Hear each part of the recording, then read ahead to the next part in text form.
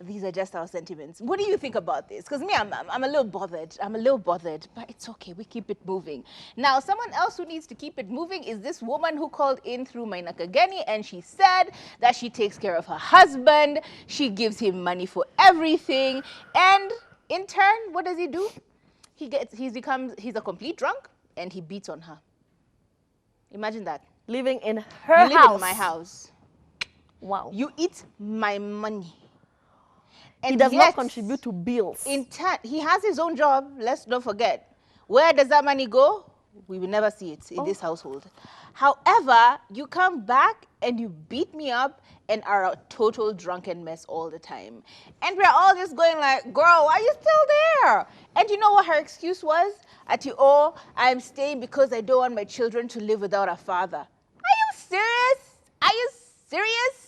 I'm just mad because, like, what kind of argument is that even? So you'll continue to be physically abused and financially, ripped off so that your children can have a dad. Let me tell you, there's a big difference between a dad and a father. And the moment women realize this, however, I think Maina Kageni said it best because he did actually call her out and called other women out who do the same thing. According to Maina Kageni on their show, earlier on, they said, Maina Kageni said, date people according to your pay grade. Why would you let a man live in your house?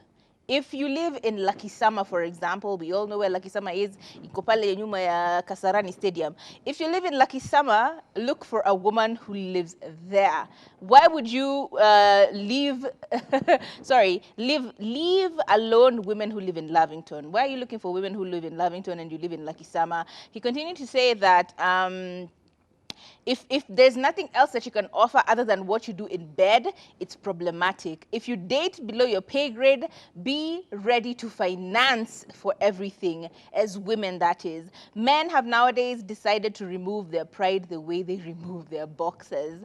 And he continued to actually finalize it by saying that according to him, he thinks that men shouldn't live with their women. True. Like, a man shouldn't show up and start living with their partner long term and in their partner's house, as opposed to him having had a house and then she's moving in. A man should not be moving in with a woman. He says that is a sign of trouble coming ahead. And of course, Kingangi akaingililia kati akasema no, men should do whatever they want to do, women should do whatever they want to do. He says that, for example, if his wife worked in a multinational conglomerate or something like that and she was making the money, he would chill. He wouldn't wake up early. He wouldn't even try and stay late for work. He would be in and out the hours that he is supposed to be there.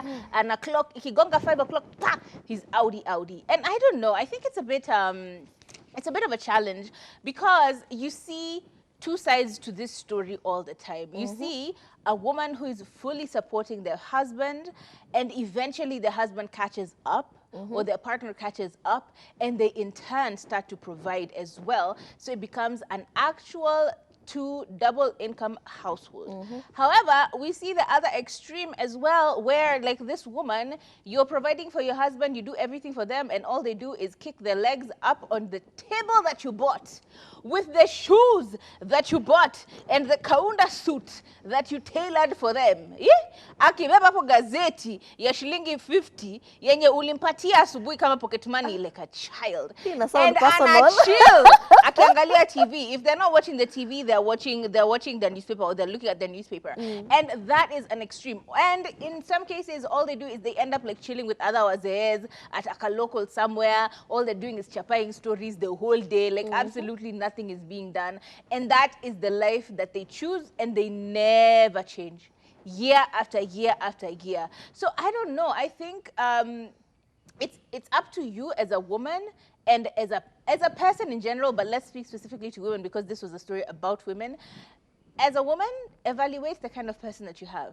This thing of looking at their potential, like, oh no, let me finance him now and then later on he's going to change. Girl, stop looking at his potential. Sometimes the potential does not kick in and become kinetic energy. True. Remember that. True. I think you'll just sum it up with potential and preference, okay? Please, do not date for potential, as Kathomi has said. You know, sometimes women, and I've been a victim of this, I've been one of those people who are like, this person is going very far. I will be a ride or die, we will build together, and then that is nonsense, okay? That is nonsense. It works for like 2% of the population. The rest of you, you'll find yourself in a situation where you're always doing the most. You're the one who's going to work. This man just stays at home. Yep. Hadi mko na house help, and this one is just staying at home. You know, it's one thing if, I'm not saying that all contributions are financial. It's okay if maybe you're going to work, he can take care of the household, he can pick the kids from school, drop them at school, you know, contribute into the household in another way. If that is what is happening, well and good.